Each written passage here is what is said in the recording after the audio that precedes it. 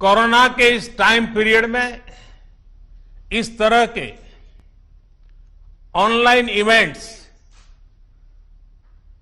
शायद यही एक न्यू नॉर्मल बनते जा रहा है।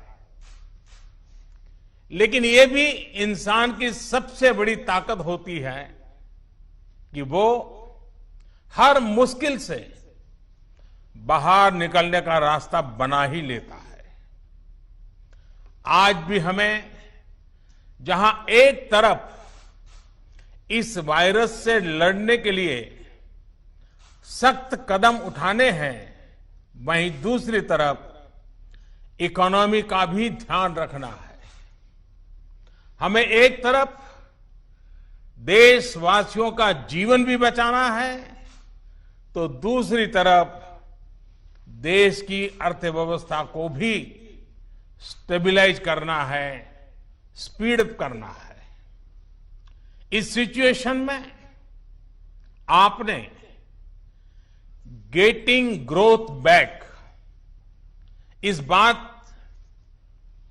को प्राथमिकता दी है और निश्चित तौर पर इसके लिए आप सभी भारतीय उद्योग जगत के लोग बधाई के पात्र हैं। बल्कि मैं तो गेटिंग ग्रोथ बैक से आगे बढ़कर ये भी कहूंगा कि yes we will definitely get our growth back. आप लोगों में से कुछ लोग सोच सकते हैं कि संकट की इस घड़ी में मैं इतने कॉन्फिडेंस से ये कैसे बोल सकता हूं। मेरे इस कॉन्फिडेंस के कई कारण हैं। मुझे भारत की कैपेबिलिटीज और क्राइसिस मैनेजमेंट पर बहुत भरोसा है। मुझे भारत के टैलेंट और टेक्नोलॉजी पर भरोसा है। मुझे भारत के इनोवेशन और इंटेलेक्ट पर भरोसा है। मुझे भारत के फार्मर्स, एसएमईज, एंटरप्रेन्योर्स पर भरोसा है और मुझे भरोसा है इंडस्ट्री के लीडर्स पर, आप सभी पर। इसलिए मैं कह रहा हूं yes we will get our growth back. India will get its growth back. साथियों, कोरोना के खिलाफ इकोनॉमी को फिर से मजबूत करना ये हमारी हाईएस्ट प्रायोरिटीज में से एक प्रमुख प्रायोरिटी है। इसके लिए सरकार जो डिसीजंस अभी तुरंत लेने जरूरी है वो तो एक के बाद एक ले ही रही है, लेकिन साथ साथ में ऐसे भी फैसले लिए गए हैं जो लॉन्ग रन में देश की मदद करेंगे। साथियों, प्रधानमंत्री गरीब कल्याण योजना ने गरीबों को तुरंत लाभ देने में बहुत मदद की है।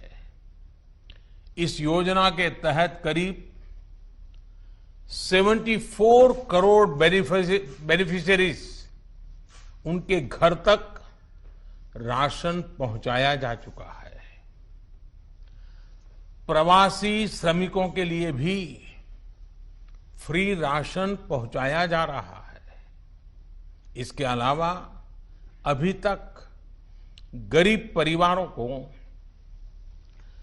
53,000 करोड़ रुपीस यानी 53,000 करोड़ रुपए से ज्यादा की फाइनेंशियल असिस्टेंस दी जा चुकी है। महिलाएं हो, दिव्यांग हो, बुजुर्ग हो, श्रमिक हो, हर किसी को इससे लाभ मिला है। लॉकडाउन के दौरान सरकार ने गरीबों को 8 करोड़ से ज्यादा गैस सिलेंडर उनके घर तक मुफ्त में पहुंचा दिया है। इतना ही नहीं, प्राइवेट सेक्टर्स के करीब 50 लाख एम्प्लॉइज के खाते में 24% ईपीएफ कंट्रीब्यूशन भी सरकार ने किया है। इनके खाते में करीब 800 करोड़ रुपए जमा कराए गए हैं। साथियों, भारत को फिर से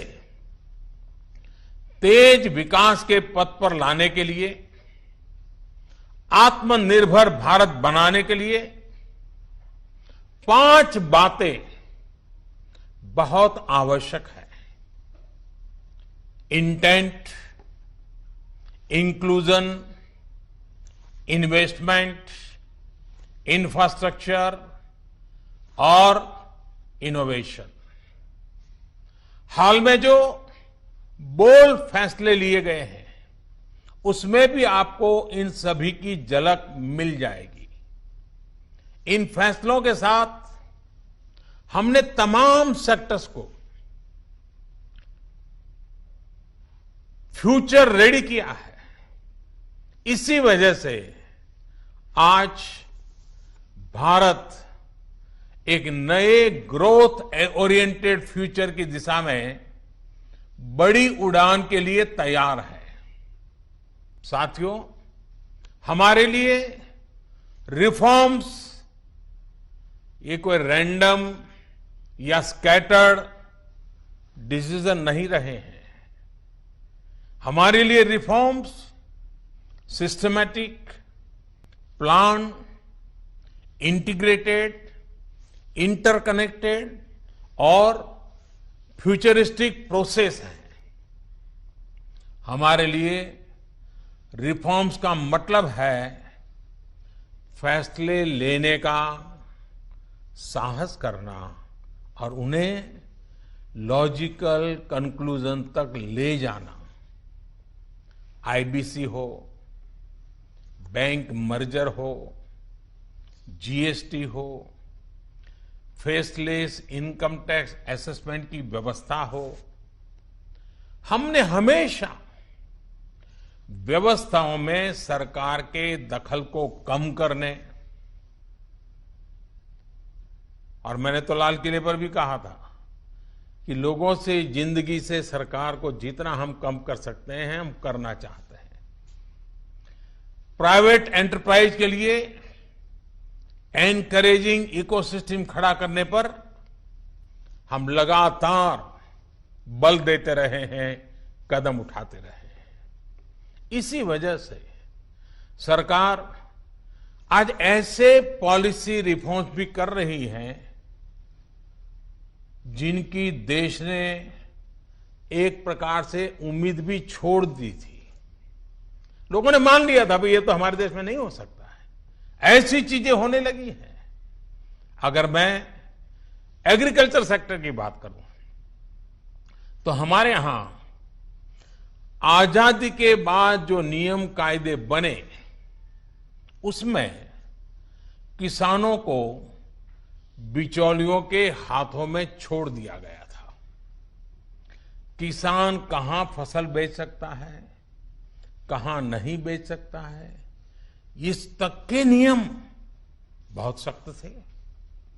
किसानों के साथ दशकों से हो रहे अन्याय को दूर करने की इच्छा शक्ति हमारी सरकार ने दिखाई है। एपीएमसी एक्ट में बदलाव के बाद अब किसानों को भी उनके अधिकार हासिल होंगे।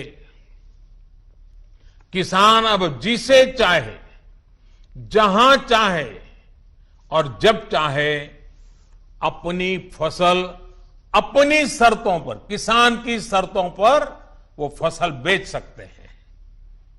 अब कोई किसान अपनी फसल देश के किसी भी राज्य में ले जाकर बेच सकता है। पहले तो इस पर भी बंधन थे। साथ ही वेयरहाउसेस में रखे अनाज या एग्रीकल्चर प्रोडक्ट्स अब इलेक्ट्रॉनिक ट्रेडिंग के जरिए भी बेचे जा सकते हैं। आप कल्पना कर सकते हैं इससे एग्री बिजनेसेस के लिए कितने नए रास्ते खुलने जा रहे हैं।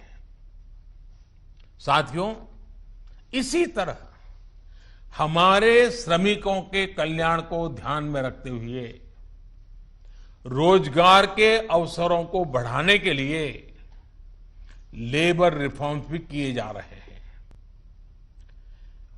जिन नॉन स्ट्रेटेजिक सेक्टर्स में प्राइवेट सेक्टर को इजाजत ही नहीं थी, उन्हें भी खोला गया है। आपका ध्यान इस पर भी गया होगा कि सबका साथ, सबका विकास, सबका विश्वास के रास्ते पर चलते हुए हम वो फैसले भी ले रहे हैं जिसकी मांग बरसों से हो रही थी। साथियों, दुनिया का तीसरा वो देश जिसके पास बहुत बड़ी मात्रा में कोयले का भंडार हो, कोल रिजर्व हो, जिसके पास आप जैसे साहसी और उद्यमी व्यापार जगत के लीडर्स हो, लेकिन फिर भी उस देश में बाहर से कोयला आए, कोल इंपोर्ट हो, तो उसका कारण क्या है?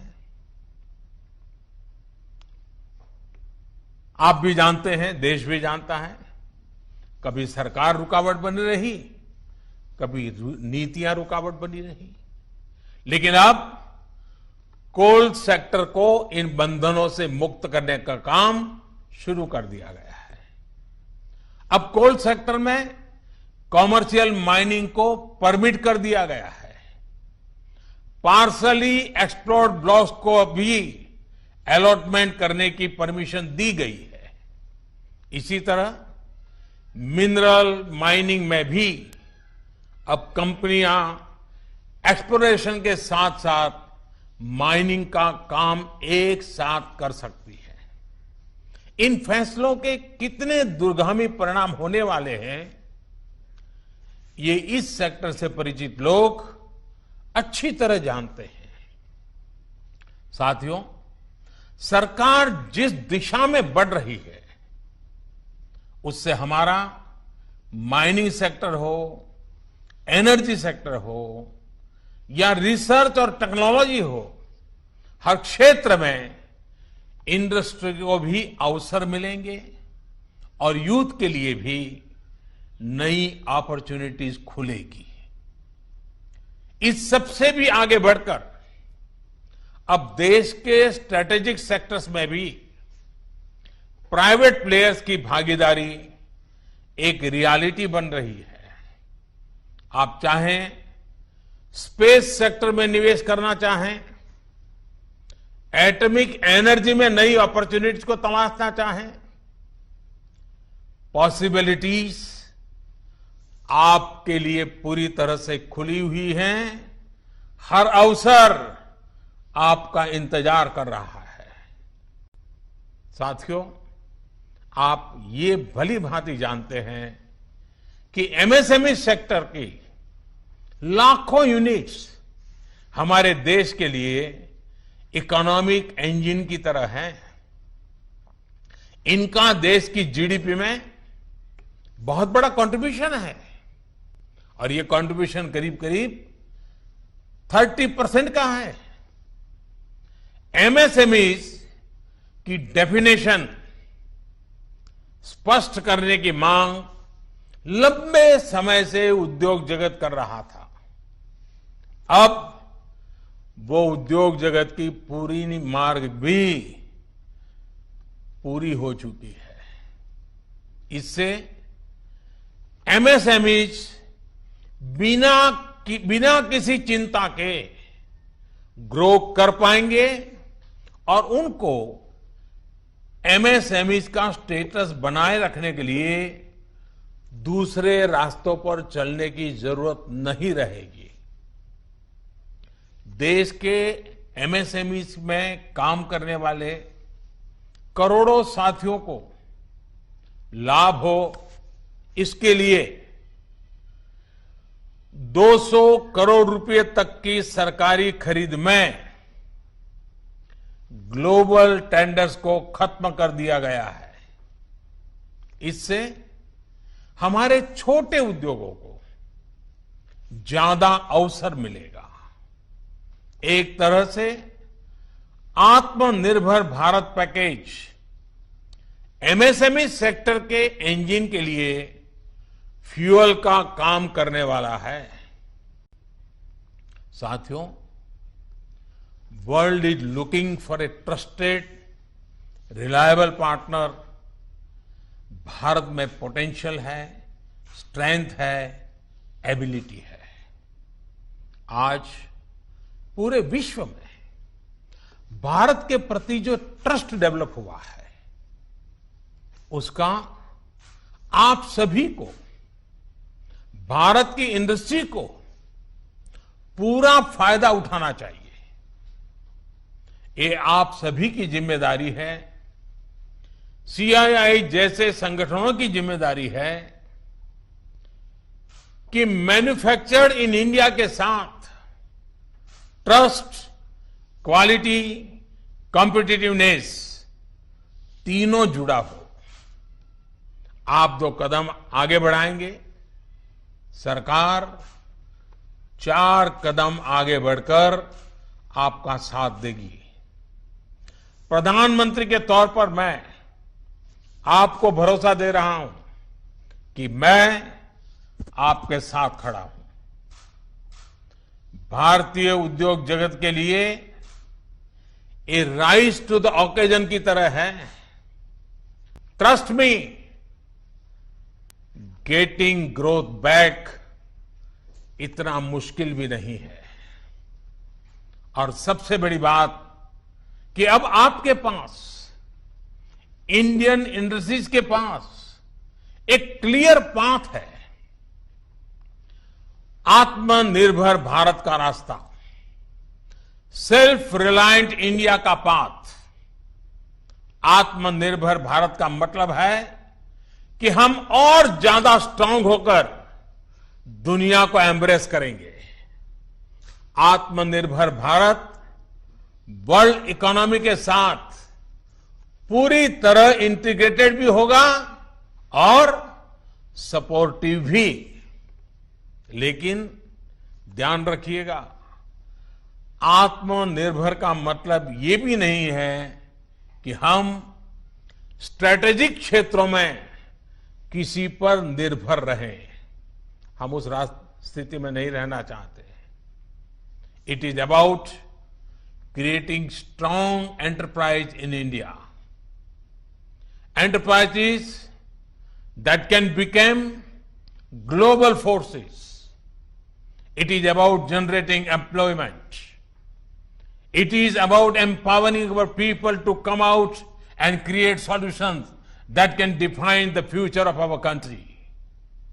हमें एक ऐसी रोबस्ट लोकल सप्लाई चेन के निर्माण में इन्वेस्ट करना है जो ग्लोबल सप्लाई चेन में भारत की हिस्सेदारी को स्ट्रेंथन करे। इसी अभियान में सीआईआई जैसी दिग्गज संस्था को, मुझे लगता है आपको भी पोस्ट कोरोना नई भूमिका में आगे आना होगा।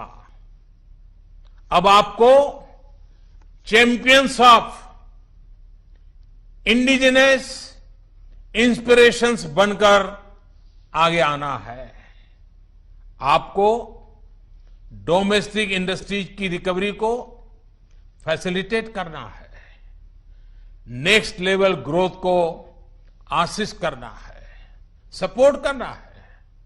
आपको इंडस्ट्री को, अपने मार्केट को ग्लोबली एक्सपांड करने में मदद करना है। साथियों, अब जरूरत है कि देश में ऐसे प्रोडक्ट्स बने जो मेड इन इंडिया हो, मेड फॉर द वर्ल्ड हो।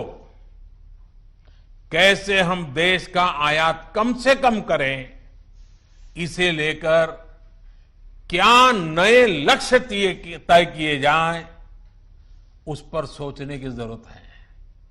हमें तमाम सेक्टर्स में प्रोडक्टिविटी बढ़ाने के लिए अपने टारगेट तय करने ही होंगे। यही संदेश मैं आज इंडस्ट्री को देना चाहता हूं और देश यही अपेक्षा भी आपसे रखता है।